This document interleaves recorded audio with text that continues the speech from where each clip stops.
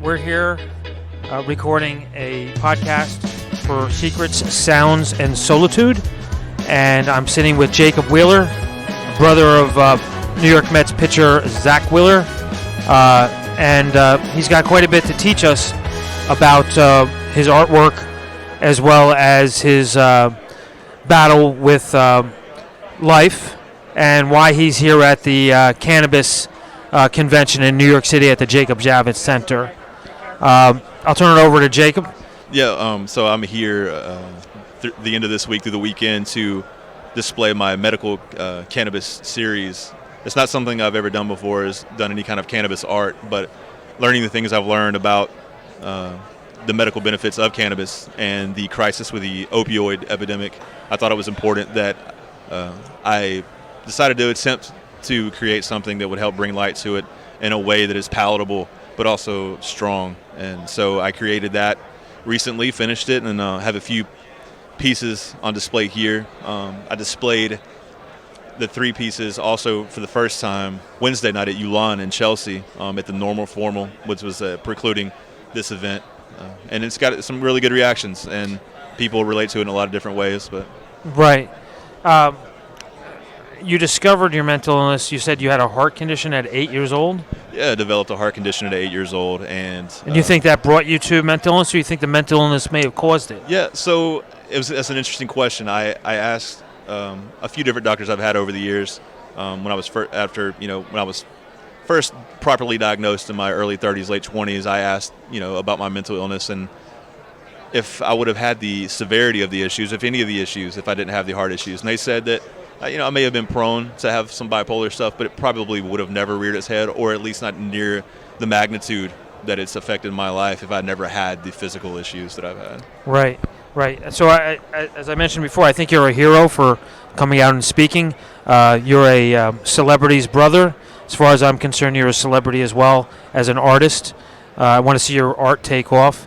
Let's talk a little bit about the 3 pieces that you have here. Mm-hmm. I remember seeing one, a nurse. Mm-hmm. Can you explain that a little bit? Yeah, so there is I think with maybe a third of the photos from the series have to do with, if not half, have to do with a nurse, and it's a vintage nurse outfit from the 1950s, and it's kind of a play, and all of the pieces with the nurse in it are kind of a play on you have the idea she may be taking a break. Right. She's in her nurse's outfit, and she has a joint in her mouth. She's lighting it with a candle, but she's also has an apple next to her, a red apple. The saying, was it an apple a day keeps a doctor away? And so she's in her nurse's outfit. There's an apple there. But there's also, the connotation that an apple carries in the cannabis community of if you can't find your pipe or your bong when you're a kid, you go cut a hole in an apple and you smoke out of an apple. So Right. You have the symbolism there, but also it's also there. Even if somebody didn't know that that's what people have used apples for in the past, they know that an apple a day keeps a doctor away, and the apple's sitting there, and it's all it goes along with the health of she's a nurse and she's lighting the joint in a dark room in her nurse's outfit. Right. So what's wrong with your heart exactly? My heart now, it's so from the age of 8 years old to put it simply, the age of 8 to 28, I had a condition. It was the type of tachycardia that's really common. It's SVT, supraventricular tachycardia, and it's very common. But I fell into a 1 percentile, less than 1 percentile of some issues within that they couldn't cure. So much so that out of the first 4 procedures, they thought they cured me. But I had so many extra pathways that they would block some off, and it would just find some new ones. The procedure I had that 6 times was 99% curable, and most of the time you can have it 1 time. Some people even grow it out of the issue, but and then I played sports on top of that, and I wouldn't tell anyone when my heart was beating over 300 beats a minute. I just kept going and going and going, and I knew what I was doing. Do you think that was part of the bipolar? I've never asked myself that question. I think it was living that way may have spawned or caused those issues later on with my mental illness. I didn't want my life to be any different than anyone else's as a kid, right? You just want to be a kid. You want to be normal, so you don't want to set yourself apart. But there is self-destructive behavior inside of some of the bipolar stuff I deal with, and later on in life, in my late teens, some of that probably reared its head inside of playing sports with my heart beating rapidly. Let's talk about sports a little bit. You're a big guy. You look like you're in perfect shape. Obviously, your brother and yourself have great genes for the sports field. What sport did you play? I played baseball and basketball all the way up until high school ended. Well, I say that. The doctors didn't let me play baseball my junior year and didn't let me play half of my senior year of basketball. My heart was just getting so bad that it was like, fighting tooth and nail just to be able to put the uniform on. So, but I have 2 younger brothers. One's 2 years younger than me. He was drafted by the Yankees out of high school and had to retire maybe after a 4-year career in the minor leagues. He was a better pitcher than Zach, who currently pitches now with the Mets. Wait a second. Don't say that too loud. Adam 6'7", threw about 100 miles an hour Wow. in the minor leagues, and then got hurt before he could get pulled up. But he would come home and teach everything that he was learning to Zach, who was just 7 years younger than him. So Right. Adam was 21 learning from Jose Contreras when he was playing, and Doc Gooden was his mentor. And he would come Right. home and teach Zach as a freshman in high school little things he was learning. And Right. so Zach as a freshman was learning these little things that a professional baseball player knew Right. and was applying it. And Zach wasn't the strongest kid until he was about 15. He finally started getting bigger and stronger. So Right. he took all that in and already, he had a head start in front of everybody, and plus the talent, the natural talent and hard work. So we're here at the Cannabis Convention, and you bring up a familiar name towards sadness with Doc Gooden getting involved with drugs. Your fear, is it not only the heart, is it the mental illness for using marijuana? Do you think it's going to be a gateway to something else once you get started? What's your real fear with it? Oh, my only fear, I think, when it comes to using cannabis for my mental health would be even my physical health. I still have heart issues. It's just those original ones that caused the problems are gone. But now I have 3 other conditions. But it's the physical and the mental. My fear is taking something just like any kind of medication, something that you didn't take the right thing, and now the side effects are bigger than the benefits. I don't want that to happen. That can happen with anything. And so I think that's my biggest fear is just I don't want to make any situation I have going on worse. Right. I felt the same way. You may not realize this, but I've had 2 heart attacks. I'm on 10% of my heart. I have a defibrillator in me right now. I'm officially heart failure. And I was passing through these aisles, and people were saying, CBD, try one. I said, well, do you know it's not going to affect my heart in a negative way? They were unable to answer that question. Right. So I would say you're probably concerned the same way. Yeah, absolutely. And it's good that they weren't able to answer it. And they told you they couldn't answer it. Because they could easily tell you, oh, yeah, it's heart friendly. Right. They could easily do that. But it's good that they told you that they don't know. Right. And it lets you know that you're dealing with the right people here. Yeah, good people here. Yeah, they could easily tell you, yeah, it's heart friendly. Yeah. And then what?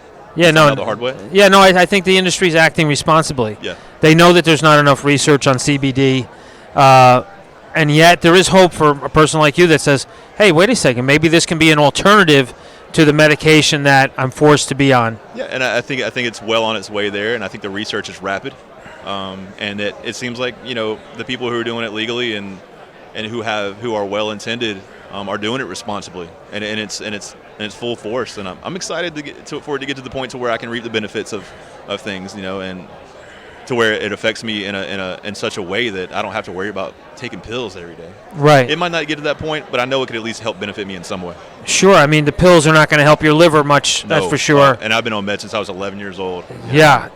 Really watch that. Your sports career and mental illness. When you lost, what was it like? So when I lost the sports career? No, when you lost a game. A shot. Well, I wasn't aware that I had mental illness when I was playing. It was mostly just the physical stuff that I dealt with. But I was because of my physical limitations, because of my physical ailments, I worked harder than anybody I knew. I practiced harder than anybody I knew. And life took care of me in those situations. Right. If I ever was taking a game-winning shot, I made it. Right. If I was ever on the mound in the bottom of the ninth, I did my job. I was lucky that way. Right. And it was, if not for my mental and especially my physical struggles as a kid, I wouldn't have practiced as hard as I did. I wouldn't have had that mental fortitude to go out and just do it. I would have swayed and worried and maybe missed some game-winning shots or and gave up some game-losing runs. But I didn't do that. I look back and I was lucky. A lot of it's luck, but luck comes from skill. Hard, yeah, well, Right. it comes from preparation and hard work, and I had plenty of that. Right. In spite of, my heart issues. How did your parents take the fact that you had mental illness? Were they devastated? Okay, so the heart issues, they always, they dealt with that behind closed doors. They didn't want a kid seeing, how. So to me, it was all I knew. That's all I knew. I was 8 years old when my physical stuff started. So when the mental health stuff, kind of arose, it was scary for them in my early 20s because I was diagnosed with depression, and I was dealing with suicidal thoughts, and and a lot of it was because I was misdiagnosed. I wasn't on the right meds. You give a mental patient the wrong medication, and he's suicidal or has suicidal thoughts. It can make it worse if he's not diagnosed correctly. Right. When I finally got diagnosed properly around 30 years old, about 8 years ago, I could tell that it was an adjustment for my parents. Right. But they read the literature, they asked questions, and they paid attention to me. Right. And paid attention to me in the way that from day to day they could kind of see maybe what kind of day I'm having. They would ask me questions. At first it looked like tiptoeing, and I respect them for that. But I also, within myself, because I care, I learned how to try to stay self-aware in those moments and communicate with them if I started feeling a little odd. Hey, I'm kind of feeling this way today. Sorry if I'm a little short. Or, hey, I won't come around for a couple of days. I'm not feeling right. Feel free to check in if you feel like you're worried about me. But they've been great. I couldn't ask for them to be any better about it. Do you miss the sports world? Luckily I've had two brothers who played for a long time, one that still plays. If I didn't have those two brothers that played after I graduated high school and couldn't play anymore, I don't know what would have happened to me. I was able to live vicariously through them and still can. Right. Yeah. So they're your best friends, your brothers. Absolutely. Yeah. I mean, they're our best friends, and then they're our brothers. You know what I mean? And right. I can rely on them for anything, and That's we're great. each other's support staff. That's great. For sure. So any Major League Baseball art coming from you? Not now. You never know where art's going to take you. The only thing that's attractive about any celebrity involvement would be. What about crowd involvement? What do you mean? I mean, I've seen your work. It's amazing, and poignant and moving. Would you ever turn your camera on the crowds, the pain that you see, Yeah. anything like that? I mean, I don't know. There's. That's the good thing about art. And if you're truly open as an artist or a poet like me, you're open to any possibility. And the only reason I share my poetry and my art, the only reason I ever share it if it's benefiting a charity or it's benefiting a cause. I won't share it otherwise. So Right. I mean, anything is always an option. Always. Right. Always an option. Yeah. That's good. You want to share any of your poetry now, or you feel like just relaxing? I create the visual art, so I don't have to read the poetry out loud. All right. But you can read some of the poetry and see that art at jacobwheelerart.com. Great. You can click on poetry, read poetry. Have you ever considered working with a songwriter? In my early days, my 20s, my early 20s, I had friends who were in the music industry, and they said, "Your poetry is beautiful. You should write music." I tried. It might be easy for some people, but I respect songwriters because I cannot write music. I tried. Now I can understand. Someone like Jim Morrison, who was a poet first, and then turn his poetry into music. I respect it so much because I've tried bridges and choruses, and so it's over my head. I can do what I do, and I do it well because I've been doing it a long time. Didn't go to school for it. I just started writing when I was 8. It's like anything. Once you do something for long enough, you become good at it, and I became good at that. But I gave writing music a shot, and it lasted about 2 weeks. And I was like, no, I'm gonna leave these. I'm gonna leave these to the musicians. And you knew it, yeah. Yeah, it wasn't for me. It wasn't for I you. was a fraud to myself very quickly. Well, Jacob Wheeler, I appreciate you being here with me. Please tell us where we can find all your information. You can look at my the full cannabis series that is on display now here at the expo. You can look at it at my website, as well as the rest of my art and some of my poetry at jacobwheelerart.com. I'm also on Instagram at jacobwheelerart and Facebook under Jacob Wheeler Art. But most things can be found at the website. I appreciate your time very much, sir. Thank you. Thank you.